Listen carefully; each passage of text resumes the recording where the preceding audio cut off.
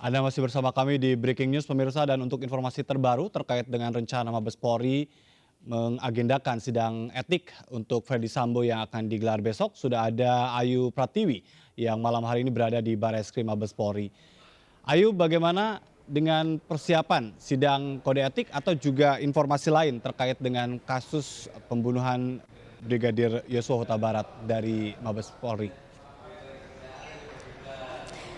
Ya baik, selamat malam Ajat dan juga pemirsa. Hingga saat ini kami masih menunggu informasi dari pihak Barreskrim.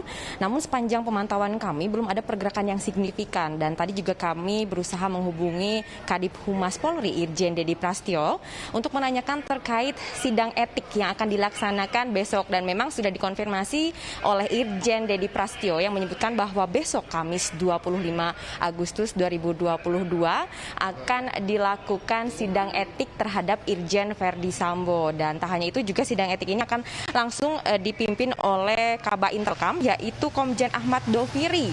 Dan dari Irjen Dedi Prasetyo menyebutkan belum ada kepastian bahwa sidang ini akan dilakukan terbuka maupun tertutup. Namun yang sudah dapat dipastikan adalah besok Irjen Ferdy Sambo akan dihadirkan. Sementara itu juga dapat saya informasikan, Ajat dan juga pemirsa, tadi pada pukul 16 waktu Indonesia bagian Barat, Kak Seto kembali hadir ke Mabes Polri. Dan pada kehadirannya hari ini, Kak Seto memenuhi undangan dari Kepala Pimpinan ataupun dari Biro Psikologis Polri yang mengundang Kak Seto untuk berbincang terkait bagaimana nanti penanganan anak-anak dari Irjen Ferdy Sambo dan juga Putri Chandrawati, dan rencananya pada tanggal 31 Agustus. Terima kasih Ayu Pratiwi.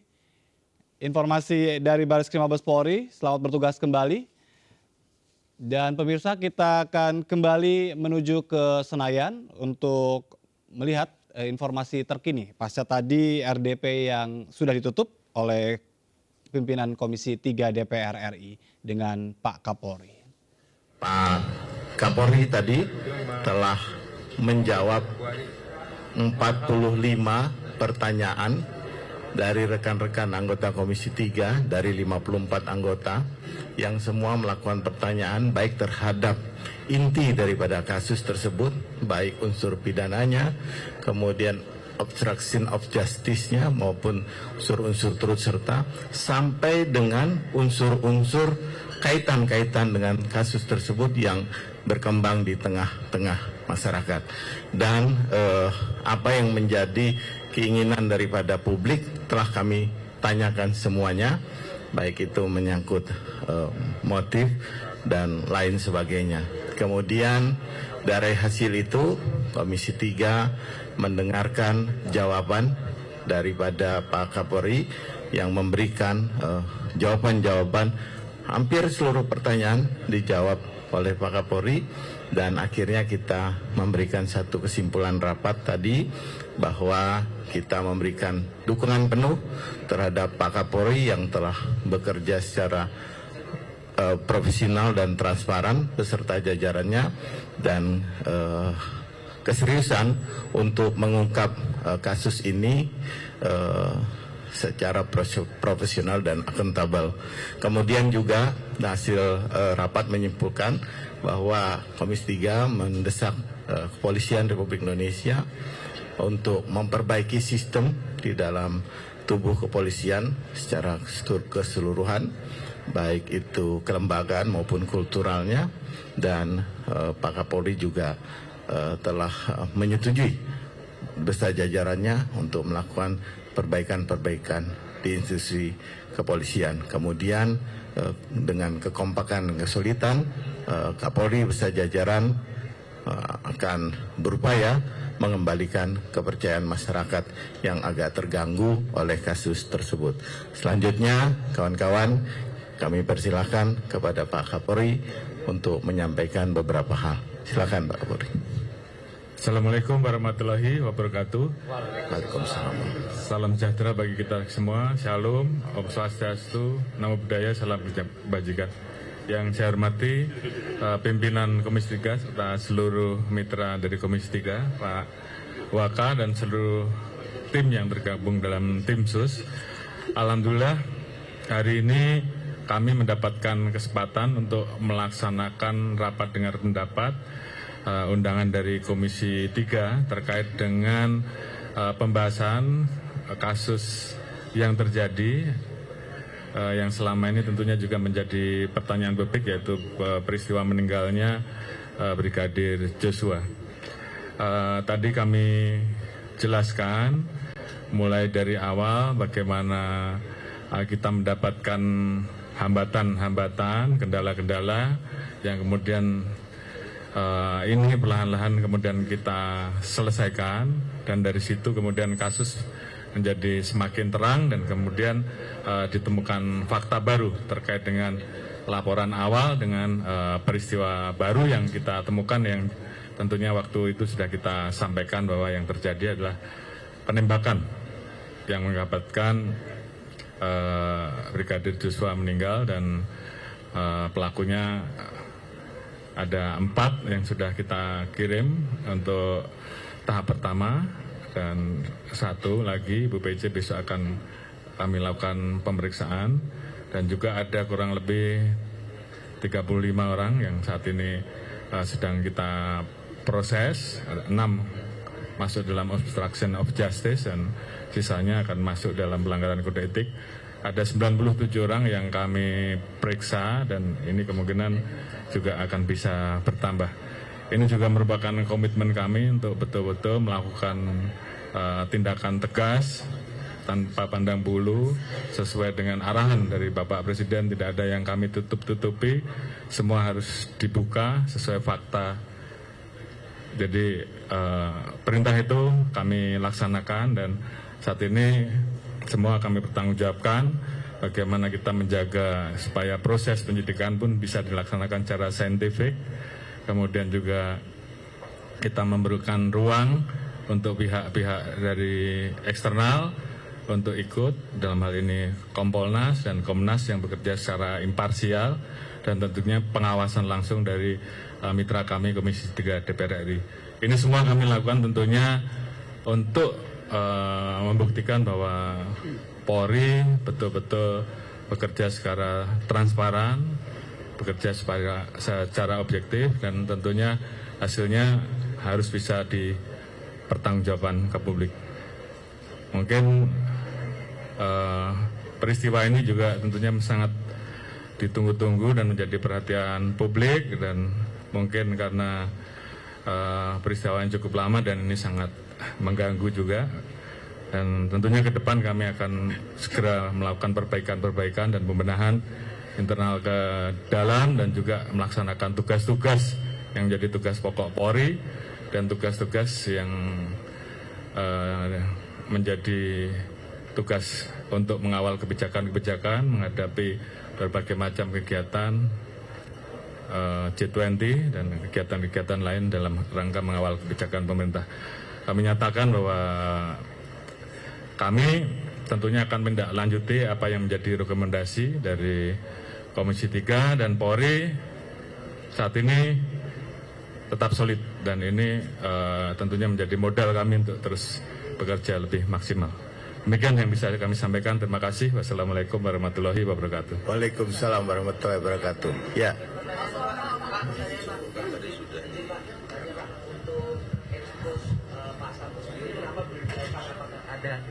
Oh ya, izin Pak, Tatang dari Kompas.com mau bertanya soal kenapa sampai sekarang Pak Sambo belum diekspos Pak? Apakah ada hambatan-hambatan tersendiri yang dialami oleh Polri? Kenapa setelah ditetapkan menjadi tersangka belum juga ditunjukkan kepada publik? Itu Pak, terima kasih. Baik, jadi itu bukan merupakan bagian dari strategi penyidikan yang dilakukan oleh tim sus.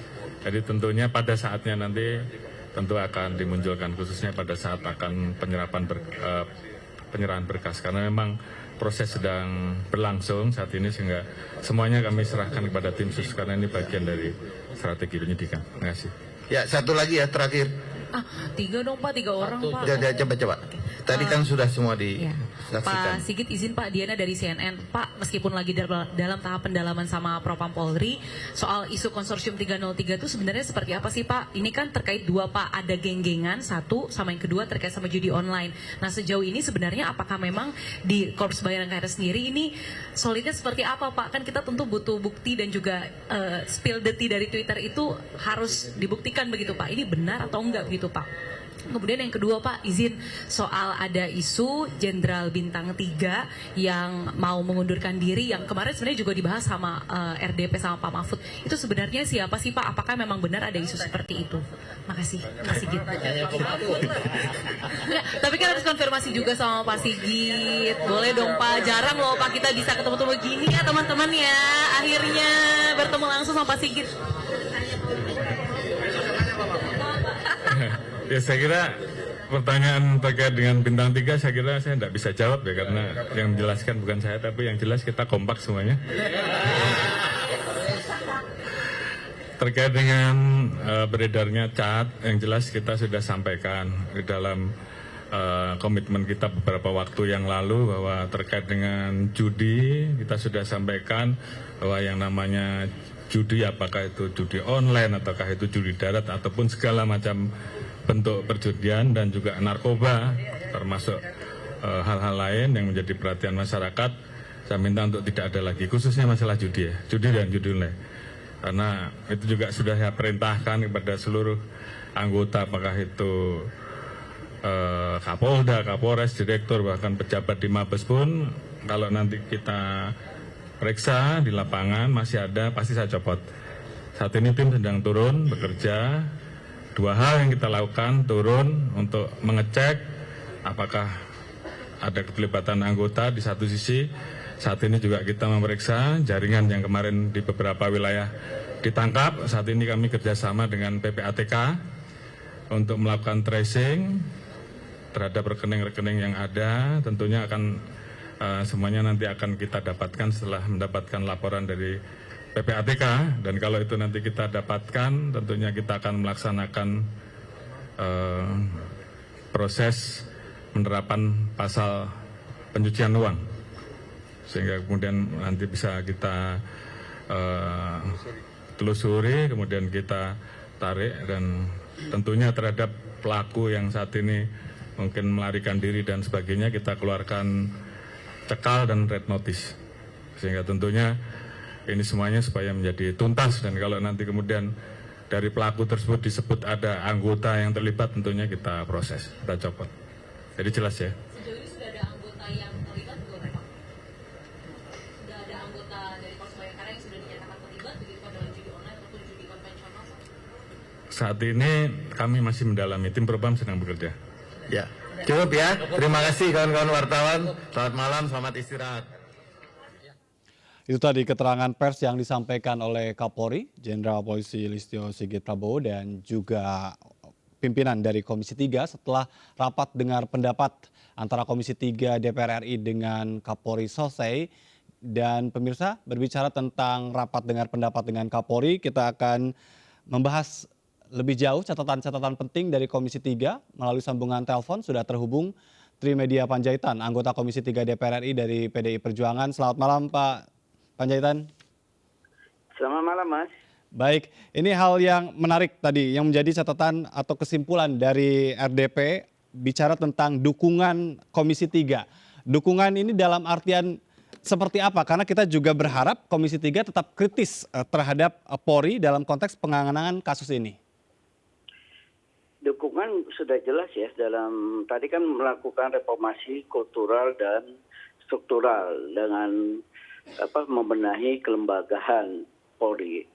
Kedua, itu yang kedua. Yang pertama mengungkap tuntas kasus kematian Joshua Huta Barat ini, Mas. Artinya sepenuhnya diserahkan kepada Polri dan tidak akan ada lagi begitu hal-hal yang coba untuk juga ditelaah lebih jauh oleh Komisi 3. Loh, kan semuanya kewenangan penyidikan ada pada Polri. Tentu kita mengawal prosesnya. Seperti kita tadi mengejar soal motif ya. Terakhir kan Kapolri menyampaikan ada soal laporan dari istri Pak Sambo bahwa terjadi pelecehan. Ya. Setelah itu Pak Sambo kelihatannya marah. Kemudian langsung merencanakan pembunuhan. Itu kan sudah jelas. Akhirnya kita menyampaikan segera itu tuntaskan. Kemudian paralel dengan itu kode etiknya berjalan. Baik. Dan jangan ragu-ragu siapapun yang terlibat harus diproses. Tapi yang kalau tidak terlibat sekarang kan sudah 97 kata Kapolri. Iya. Ya itu harus dipilah gitu. Baik, ini kalau bicara tentang kesimpulan tadi, ini nampaknya Komisi 3 puas dengan apa yang sudah dilakukan oleh pihak kepolisian ya? Ini kan bukan soal puas tidak puas, Pak. Yang jelas kita melakukan fungsi pengawasan kita. Kita menilai ada beberapa hal yang perlu dilakukan di Polri di kemudian hari. Sehingga kasus-kasus Ferdy Sambo tidak terjadi seperti ini. Misalnya kita juga menyampaikan kepada Kapolri supaya apakah propam yang begitu full power ini tidak perlu dikoreksi. Iya. Hal seperti itu kan kita sampaikan kepada Kapolri, Mas. Sehingga kita berharap Kapolri juga bisa menunjukkan leadership-nya untuk memimpin Polri dan jangan khawatir soal-soal lain. Dijaga soliditas di internal Polri. Baik, tadi ada beberapa pernyataan yang disampaikan oleh anggota Komisi 3 berkaitan dengan supaya tidak ada intervensi. Apakah memang melihat dalam kasus ini ada intervensi terhadap Polri? Tadi sudah diakui oleh Kapolri bahwa intervensi itu ada di awal-awal penyidikan itu. Misalnya Kapolri mengakui bahwa sorenya dia ditemui oleh Pak Sambo, tapi ditanyakan kepada Pak Sambo, dia pelakunya tidak. Kemudian diaturlah skenario oleh Pak Sambo yang mereka sendiri juga tadinya tidak yakin itu terjadi gitu loh. Baik, tapi untuk intervensi terhadap Polri sendiri sekarang dalam konteks pengungkapan kasus ini, Anda sendiri melihatnya seperti apa? Apakah memang ada intervensi terhadap Kapolri dalam konteks pengungkapan kasus ini atau memang dirasa dalam hal ini Komisi 3 harus mendukung untuk tidak ada intervensi itu? Kenapa? Pak Trimedia masih bisa mendengar suara saya? Iya Mas. Baik. Anda melihat sendiri independensinya Kapolri dalam hal ini. Memang adakah upaya pihak-pihak lain untuk bisa mempengaruhi Kapolri dalam kasus pengungkapan ini? Kalau di awal saya kira iya ya. Tapi kan sekarang kan tidak lagi. Baik, tadi beberapa kali Kapolri mengatakan kami solid. Sejauh ini Komisi 3, Anda sendiri melihatnya kenapa hal ini perlu untuk ditegaskan? Karena penglihatannya kan seperti itu. Apakah memang ini menjawab adanya dugaan faksi-faksi di tubuh Polri begitu? Kenapa? Apakah ini juga untuk menjawab adanya dugaan adanya faksi-faksi di tubuh Polri sejauh ini? Kalau Komisi 3 melihatnya bagaimana? Ya bisa jadi, karena itu apalagi kan kita ketahui bahwa Pak Kapolri ini termasuk muda, masih ada angkatan 87, 88, 89, 90. Sehingga kita dalam posisi juga mendukung kepemimpinannya, seraya kita juga mengkritik hal-hal yang perlu dilakukan untuk penguatan Polri ke depan. Pada intinya kita ingin menyampaikan, ini harus selesai bulan 9 ini, kemudian setelah itu Kapolri konsentrasi melakukan konsolidasi, kemudian Kapolri juga konsentrasi melakukan bersih-bersih. Kemudian kembali kepada amanat Undang-Undang Pasal 30 Undang-Undang Dasar, tugas Polri adalah mengayomi masyarakat, Mas. Baik. Ini kalau berbicara tentang reformasi kultural, struktural yang disampaikan oleh Komisi 3, konkretnya hal apa yang paling cepat ingin ditunjukkan dari reformasi Polri itu amanat Undang-Undang Nomor 2 2002, 3 reformasi. 1 instrumental, kedua struktural, ketiga kultural. Yang pertama dan kedua kan relatif sudah berjalan, tapi kultural kan tidak. Misalnya kita tahu perilaku anggota-anggota Polri sebagaimana disampaikan oleh kawan-kawan tadi. Bagaimana perilaku Kapolres, Dir, yang kehidupan bukan hanya mereka sendiri, tapi juga kehidupan istrinya yang main-main medsos segala macam gitu. Nah, menunjukkan kemewahan dan juga seringkali dianggap menjadi backing untuk kegiatan-kegiatan judi, kemudian juga narkoba, kemudian juga penyeludupan. Nah, itu yang harus dibenahi. Dan itulah reformasi kultural. Baik, tapi ini kan jangka panjang nampaknya ya kalau kultural itu Pak Trimedia. Jangka panjang tapi terus harus dilakukan. Baik, tapi kalau jangka pendeknya ada nggak target Komisi 3 yang diharapkan ditunjukkan oleh Polri? Kasus ini segera harus naik ke pengadilan. Untuk kasus ini ya? Kasus ini segera naik ke pengadilan. Kedua, seperti saya bilang di awal tadi, yang kode etik juga berjalan. Baik. Ketiga, lakukan bersih-bersih. Kalau saya dari sejak awal, seminggu yang lalu sudah mengusulkan, lakukan mutasi besar-besaran. Mana yang anasir-anasir Pak Sambo, mana yang anasir-anasir yang tidak solid kepada Kapolri. Baik, sejauh Itu yang ini harus dari dilakukan. mutasi yang Sehingga bulan dilakukan 10 menjawab Kapolri itu? selesai bersih-bersih, bulan 1 2023 sudah mulai mempersiapkan langkah-langkah untuk pengamanan Pileg dan Pilpres 2024. Baik. Jadi tadi ya bersih-bersih itu yang diharapkan ya untuk bisa ditunjukkan oleh Polri dalam rangka juga mempersiapkan diri menuju pemilu 2024. Iya, selesai bulan 10 mereka mempersiapkan untuk pemilu 2024. Iya. Terakhir Pak Trimedia, ini dengan adanya RDP malam hari ini, dari pagi sampai malam hari ini, sudahkah tidak ada lagi lahir pertanyaan-pertanyaan lain? Artinya ya sudah terjawab terang semua? Perkembangan di lapangan, Mas. Kalau kita masih melihat ada kejanggalan-kejanggalan, penyimpangan, dan Polri lambat, tidak menutup kemungkinan kita undang lagi. Baik. Karena kami baru reses lagi tanggal 9 Oktober. Baik. Jadi jika dalam perjalanannya ada hal-hal yang perlu untuk ditanyakan, bisa besar kita kemungkinan bisa pemanggilan lagi. Karena ini masih dalam masa sidang. Baik. Terima kasih Pak Trimedia Panjaitan atas waktunya. Terima kasih, Mas. Anggota Komisi 3 DPRI dari fraksi PDI Perjuangan yang baru saja selesai melaksanakan RDP dengan Kapolri. Dan pemirsa, berbicara tentang tadi salah satu hal yang dituntut ya dari Polri adalah reformasi di tingkat birokrasi.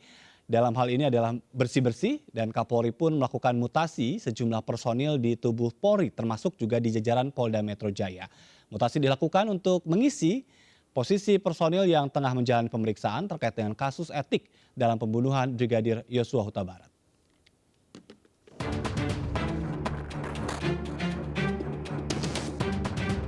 Polda Metro Jaya belum lama ini merotasi sejumlah personelnya. Rotasi jabatan itu tertuang dalam surat telegram tertanggal 12 Agustus 2022. Surat telegram itu dikeluarkan oleh Kapolda Metro Jaya Irjen Fadil Imran. Dari puluhan personel yang dimutasi tidak ada perwira menengah atau pamen yang tersangkut pelanggaran etik kasus Irjen Verdi Sambo. Berdasarkan data yang dirilis Polri, ada 6 pamen Polda Metro yang diduga melanggar kode etik dan ditempatkan di tahanan khusus. Sejumlah jabatan yang dirotasi beberapa diantaranya adalah jabatan Kapolsek hingga Kasat Narkoba. Terkait dengan adanya surat telegram dari Mabes Polri tentang mutasi anggota Polri yang kita terima berjumlah 24, tetapi dari 24 itu sebagian ada anggota Polda Metro, di antaranya jabatan Wadil Krim dan juga beberapa kasubdit yang ada di Direktorat Kriminal Umum Polda Metro Jaya. Tentunya Polda Metro Jaya akan taat dan loyal terhadap apa yang menjadi keputusan pimpinan Polri dalam hal mutasi jabatan ini. Kemudian apa yang menjadi faktor penyebab, saya rasa lebih tepat Mabes Polri yang memberikan statement daripada saya. Kemudian terkait dengan kekosongan ini tentunya sesuai dengan aturan yang ada untuk jabatan Kasubdit ke bawah, ini adalah kewenangan Bapak Kapolda untuk menentukan penggantinya. Dan tentunya kita akan segera melakukan pemilihan dengan proses wanjak siapa perwira terbaik yang pantas menduduki jabatan tersebut. Sebelumnya puluhan anggota Polri diduga terlibat dalam kasus pembunuhan Brigadir Joshua. Tim khusus Mabes Polri telah memeriksa 83 orang anggota polisi yang diduga menghalangi penyidikan. Adapun 35 orang diantaranya diusulkan dijebloskan ke tempat khusus atau patsus. Tim Liputan iNews melaporkan. Pemirsa, usai sudah breaking news hari ini. Tetap patuhi protokol kesehatan. Saya Ajat Ratma. Selamat malam dan sampai jumpa.